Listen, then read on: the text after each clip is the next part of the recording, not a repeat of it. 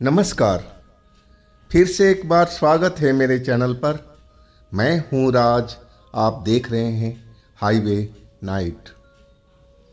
आज की जो कहानी मैं आपको बताने जा रहा हूं, वो कहानी हमें भेजे हैं, उनका नाम मोहन है। मोहन एक छोटा ट्रक ड्राइवर है और ये घटना 2015 की है। तो चलते हैं इनकी कहानी में। लेकिन दोस्तों, अगर आप मेरे चैनल पर नए हो और अभी तक मेरे चैनल को सब्सक्राइब नहीं किया है तो प्लीज़ कर लीजिए और साथ में बेल आइकन को दबाना ना भूलिएगा। तो शुरू करते हैं आज की कहानी। दोस्तों, मेरा नाम मोहन है। ये घटना मेरे साथ में घटी थी 2015 में।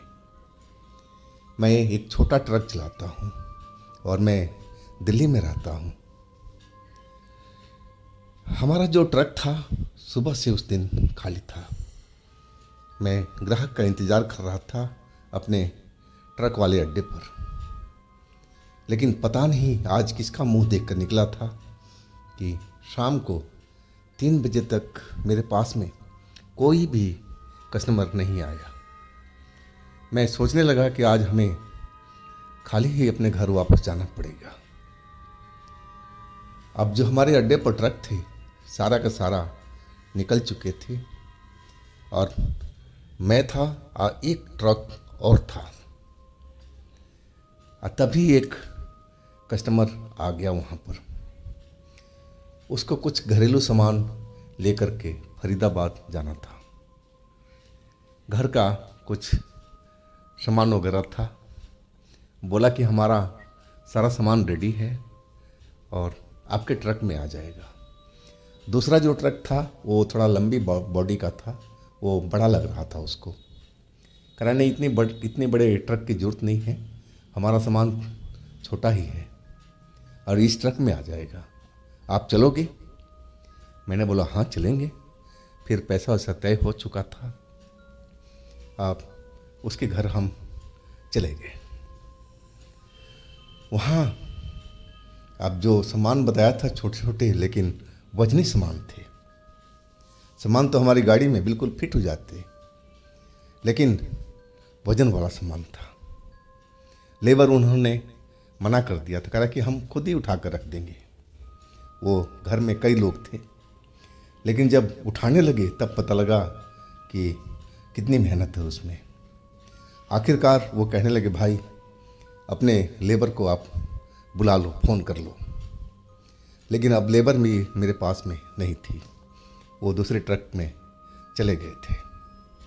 लेकिन मैं फ़ोन किया तो कह रहे हैं कि 2 घंटा लगेगा, अभी हम कहीं पर ट्रक खाली कर रहे हैं और उसके बाद हम आ जाएंगे। इतना इंतज़ार कर सकते हो तो ठीक है, नहीं तो अभी मना कर दो, फिर हम नहीं आएंगे ना। उनकी बात भी अपनी जगह पर जायज़ थी और वो जिसका सामान था वो कहने लगा ठीक है, 2 घंटे हम इंतज़ार कर लेते हैं और उनको बुला लो आप। वही हुआ। 2 क्या वो 2.5 घंटे के बाद ही आए थे। अब सामान तो लोड हो गया। अब मैंने बोला कि लेबर को ले चलते हैं, वहाँ भी आपको ज़रूरत पड़ेगी। तो कहने लगा नहीं नहीं, वहाँ पर हमारा बहुत सारा आदमी है, फैक्ट्री के कर्मचारी हैं, वो सब उठा देंगे, वहाँ हमारे पास लेबर भी है। बस यहीं की दिक्कत थी। आखिरकार 9 बजे के बाद हम यहाँ से निकल पाए थे। रात को वहाँ पहुँचे तो उसके कोठी पर हम गए। अब फिर वो अपनी लेबर फैक्ट्री से बुला रखा था, लेकिन सामान उतारना, एक एक करके तीसरे मंजिल पर सामान चढ़ाना था, टाइम तो लगना ही था। जब हम वहाँ से खाली करके निकलने लगे, जब हमारा ट्रक खाली हो गया तो रात के आधी रात बीत चुकी थी। सड़क जो थी बिल्कुल सुनसान पड़ चुकी थी और मैं अपनी ट्रक में अकेला ही था। मेरा छोटा ट्रक था तो मैं खाम खा का कंडक्टर वगैरह रखा नहीं करता था, सारा काम मैं खुद ही करता था। पैसे बचाने के चक्कर में। अब मैं उस रोड पर, अंधेरी रोड पर निकल चुका था दिल्ली आने के लिए। उस कॉलोनी से मैं करीब करीब कुछ ही दूर चला था और आगे एक नहर सी थी। नहर के पास आकर के मैं रुक गया। रुका इसलिए कि आगे में 2-3 भैंस रास्ता रोक के खड़ी थी।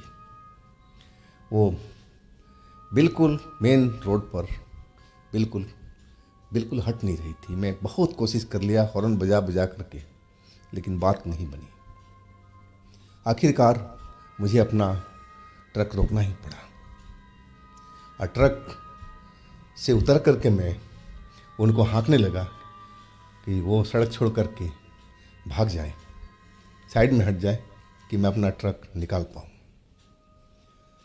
मैं देखा बहुत अंधेरा था, शायद अमावस की रात रही होगी, तभी इतना अंधेरा दिखाई पड़ रहा था, क्योंकि आसमान में चांद कहीं भी नज़र नहीं आ रहा था। वो जो भैंसी थी वो भैंस ना होकर के भैंसा था। 3 भैंसे थे और तीनों एकदम अड़े हुए थे सड़क पर। मैं हाँकता रहा, उनको पत्थर छोटे छोटे फेंकता रहा, लेकिन उन पर कोई असर नहीं हो रहा था। वो बिल्कुल हमारा रास्ता खाली नहीं कर रहे थे। और एक भैंसा तो अब हमारी तरफ देखने लगा अपनी बड़ी बड़ी आंखों से। उसकी आंखों में लग रहा था कि रोशनी सी निकल रही है, लाल लाल। वैसे तो जानवरों में ये पाया जाता है, आंखें उनकी रिफ्लेक्ट करती हैं रोशनी को। तो मेरे लिए कोई डरावनी वाली बात नहीं थी। मैं गांव का रहने वाला आदमी हूँ और मैं जानवरों को अच्छी तरह से जानता हूँ, कैसे उनको हैंडल करना है। मैं अब बड़े पत्थर लेकर के और उस तरफ में उन पर नहीं फेंक रहा था कि उनको चोट लगे। मैं साइड में फेंक रहा था ताकि पत्थर की आवाज़ सड़क पर पड़े और आवाज़ सुन करके वो डर करके इधर उधर भाग जाए। लेकिन अभी भी कुछ बात बनी नहीं। आखिरकार मेरे गाड़ी में एक डंडा था, छोटा सा ही था। अब मैं वो डंडा निकाल लिया, लेकिन डंडा छोटा था। मैं नज़दीक जाना नहीं चाहता था कि पता नहीं ये कैसे भैंसा है, कहीं हमें नुकसान ना पहुंचा दे, अपनी सींग से कहीं टक्कर ना मार दे। लेकिन आखिरकार हिम्मत करके मैं वहाँ पर गया, भैंसे के पास में जो हमारी तरफ देख रहा था।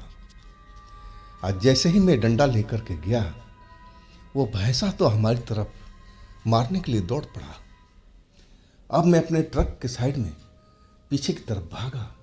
मैं दरवाज़ा भी नहीं खोल पाया कि अंदर ट्रक में चढ़ूं। वो तो मेरा पीछा करने लगा था। मैं अब ट्रक के पिछली साइड में पहुंच गया था और वो भैंसा तेज़ी से आगे जाकर के पीछे साइड में अब फिर मुड़ गया, ताकि वो मुड़ करके हमारे ओर आए और मुझे टक्कर मारे। मैं बहुत डर गया था कि भैंसे का चोट मुझे एक बार लगी थी गांव में, और चोट बहुत ज़्यादा दिन तक दुख दिया था। और मैं वही चोट का दर्द अभी भी मुझे याद आ गया था। अब मैं दोबारा चोट नहीं खाना चाहता था। मैं अपने ट्रक के डाले के ऊपर में चढ़ गया और वो भैंसा आकर के हमारे ट्रक में चोट मारने लगा। धड़ाम धड़ाम सी आवाज़ सींगों की उसकी टकरा रही थी हमारे लोहे की बॉडी से, और आवाज़ तेज तेज निकल रही थी। मैं एकदम डर गया था कि ऐसा कौन सा भैंसा है जो इतना गुस्से वाला हो। गांव का तो भैंसा एक बार हाँक दो तो बेचारे अपना रास्ता बदल लेते हैं, लेकिन ये तो जान से मारने पर उतारू हो चुका था, इतना खतरनाक भैंसा। और तभी वहाँ पर एक बुजुर्ग जैसी औरत नजर आई और वो भैंसे को अपने पास बुलाने लगी। मैं देखा वो औरत एक लकड़ी के सहारे खड़ी थी, कमर झुका हुआ था और उस भैंसों को आवाज़ दे रही थी और भैंसा उसकी आवाज़ सुनते ही उसकी तरफ चल पड़ा। मैं राहत की सांस लिया कि चलो अब मेरी जान बच गई। मैं जैसे ही ट्रक से अपने डाले से नीचे उतरने लगा तो क्या देख रहा हूँ कि वही बुजुर्ग औरत अब नीचे खड़ी हुई है। मेरा अभी ज़मीन पर पाँव पड़ा भी नहीं था और तब तक तो वो औरत मेरी गला को पकड़ लिया था और उस बुजुर्ग औरत के हाथों में इतना ताकत था कि वो अपने हाथों से मेरा गला पकड़े पकड़े मुझे हवा में टांग दिया था। मैं कहने लगा, अरे क्या कर रही हो आप, क्या कर रही हो आप, छोड़ो मुझे, छोड़ो मुझे, मुझे नीचे उतारो, नीचे उतारो। लेकिन वो तो जैसे बेहसीपन छा गया था उस बुजुर्ग औरत पर। एकदम गुर्राने लगी थी किसी जानवर की तरह। उसके मुंह से अजीब अजीब सी आवाज़ें निकलने लगी थी। मैं एकदम उसकी ये रूप देख कर के काँप गया था। उसकी डरावनी आवाज़ जो मुंह से निकल रही थी, अब समझ में आ गया कि ये बूढ़ी तो नहीं है, ये औरत ज़रूर कोई डायन है या फिर कोई चुड़ैल है। हे भगवान, मुझे अब बचाओ। मैं भगवान का प्रार्थना करने लगा और तभी वो औरत मुझे ज़मीन पर फेंक दिया और देखते ही देखते उसका रूप अब बदल चुका था। वो एक काली शक्ल में परिवर्तित हो चुकी थी। चेहरा बहुत डरावना हो चुका था। मैं उस सड़क पर आधी रात के वक्त अकेले ये सब झेल रहा था। मैं सोच रहा था कि काश भगवान कोई गाड़ी आ जाए ताकि मेरा बचाव हो जाए। लेकिन उस आधी रात के टाइम में भला कौन उस सड़क पर चल रहा है। और तभी वो औरत, मैं नीचे गिरा हुआ और वो औरत फिर मेरे पास में आ गई और अपना पैर मेरी गर्दन पर दबा दिया। उसके मुंह से अजीब गरीब आवाज़ें निकल रही थी किसी जानवर की तरह। मुझे बहुत डर, इतना डर लग रहा था कि अब मैं बच नहीं पाऊंगा। मुझे अब ऐसा लगने लगा था, अभी मन में अंदर विश्वास होने लगा कि ये औरत मुझे अब छोड़ेगी नहीं, ये मुझे मार कर ही दम लेगी। लेकिन कहते हैं ना, मारने वाले से बचाने वाले का बहुत बड़ा हाथ होता है। मैं भगवान को याद कर रहा था ताकि कोई गाड़ी इस रोड पर आ जाए और वही हुआ। एक कार की रोशनी मेरे साइड में आने लगी। बहुत ही तेज़ रोशनी थी, शायद नई गाड़ी होगी, कोई अच्छी गाड़ी होगी, तभी इतनी रोशनी उसकी हेडलाइट से निकल रही थी। और जैसे जैसे रोशनी आने लगी वो चुड़ैल अपना रंग रूप बदलने लगी। वो जैसे राक्षस की तरह दिख रही थी काले शक्ल में, और फिर वो अपने वही बुजुर्ग वाले रूप में आ चुकी थी और अपना पैर मेरे गर्दन से हिला दिया था। अब मैं तो बिल्कुल शांत पड़ा हुआ था, जैसे मैं अब मर गया हूँ। शायद वो मरा समझ करके ही अपना पैर मेरे गले से हटा लिया था और फिर उसी रूप में अपनी छड़ी लिए और आगे की तरफ अंधेरे में चले गए। अब मुझे वहाँ कुछ पल बिता होगा और कार जो पीछे से आ रही थी तेज़ रोशनी वाली, वो बिल्कुल पास पहुँच गई थी। और वही वक्त था कि मैं जल्दी से उठ करके खड़ा हुआ। मैं समझ गया कि अगर कार ये चली गई तो फिर मुझे कोई बचा नहीं पाएगा। अब मैं जल्दी से उठा, गले में दर्द हो रहा था, मैं कमर में चोट लगी थी, लेकिन मैं इनकी परवाह नहीं किया। मुझे अपनी जान बचानी ज़रूरी थी। अब मैं जल्दी से अपना जाकर के ट्रक में सवार हो गया।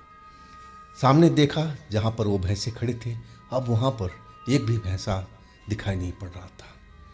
पूरा रोड खाली नज़र आ रहा था और तभी वो कार सूंघ से करके मेरे बगल से निकल गई।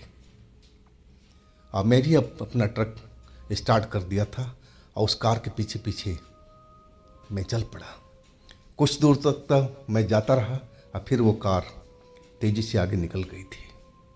लेकिन मैं उस भौताहा जगह से, उस खौफनाक जगह से मैं अब बाहर निकल आया था। बड़ी मुश्किल से मेरी जान बची थी। अगर वो कार एंड वक्त पर नहीं आती तो शायद वो जो चुड़ैल थी या डायन कहा जाए, वो मुझे मार ही देती। मैं अब शहर में प्रवेश कर चुका था। रोशनी रोशनी नज़र आ रही थी। तब जाकर मेरी जान में जान आई थी। इसके बाद तो मैं कहीं पर रुका नहीं था। ये हादसा जो मेरे साथ में हुआ था, मैं भूल नहीं पाया था। जब भी उस रास्ते पर जाता हूँ, वो जगह को देखता हूँ, तो सिहरन सी बदन में हो जाती है। एक डर सा पैदा हो जाता है दिल के अंदर में। अब मैं कोशिश करता हूँ कि रात के वक्त उस जगह से ना निकला जाए, लेकिन कभी ना कभी तो रात में जाना ही होता है। और एक टाइम आ चुका था कि मैं फिर उसी रास्ते से वापस आ रहा था। आधी रात का वो भी वक्त था, क्योंकि हम लोग ट्रक वाले को कोई टाइम टेबल तो होता नहीं है। अब मैं उसी चीज़ से डरा हुआ था कि कहीं वो फिर घटना मेरे साथ में ना घटे। मैं मन ही मन भगवान को नाम लेता हुआ और उस जगह से निकलने लगा। मुझे उस जगह पर अब कोई नहीं दिखाई पड़ा।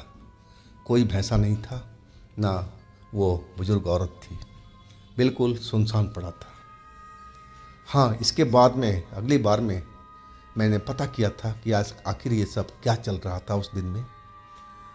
तो वहाँ के जो ड्राइवर थे, जो लोकल थे, वो कहने लगे, भाई ऐसा तो कभी नहीं मैंने सुना है। शायद आपका घड़ी संजोग जो होता है ख़राब चल रहा होगा। शायद अमावस की रात रही होगी। ऐसा ही कोई दिन होगा जिस दिन आप उस जगह से गुजर रहे होंगे, क्योंकि हम लोग तो रात दिन चलते रहते हैं। हमारे साथ में तो आज तक ऐसी कोई घटना नहीं हुई है। अब इस चीज़ को संजोग ही कहा जाएगा ना, कि जब मैं उस वक्त वहाँ से गुजरा था तभी ये मेरे साथ में सब कुछ हुआ था, और उसके बाद नहीं हुआ। तो दोस्तों, ये थी आज की कहानी। अगर आपके पास भी इस तरह की कोई अपनी स्टोरी है, कोई घटना है, तो आप मुझे इंस्टाग्राम पर या मेरे व्हाट्सएप नंबर पर भेज सकते हैं। और दोस्तों, मेरे दूसरे चैनल पर भी जाइए, उनमें भी कहानियाँ मैंने अच्छी अच्छी डाल रखा है जो आपको बेहद पसंद आएगी। चैनल का लिंक नीचे डिस्क्रिप्शन बॉक्स में दे रखा हूँ, तो एक बार उन चैनल पर ज़रूर विजिट कीजिएगा, उन कहानियों का ज़रूर आनंद लीजिएगा। अब मेरे इस चैनल को भी लाइक कीजिएगा, सब्सक्राइब कीजिएगा, शेयर कीजिएगा। फिर हम मिलते हैं अगले दिन एक नई घटना, एक नई कहानी के साथ में। आप लोग अपना बहुत ही ख्याल रखिएगा। नमस्कार।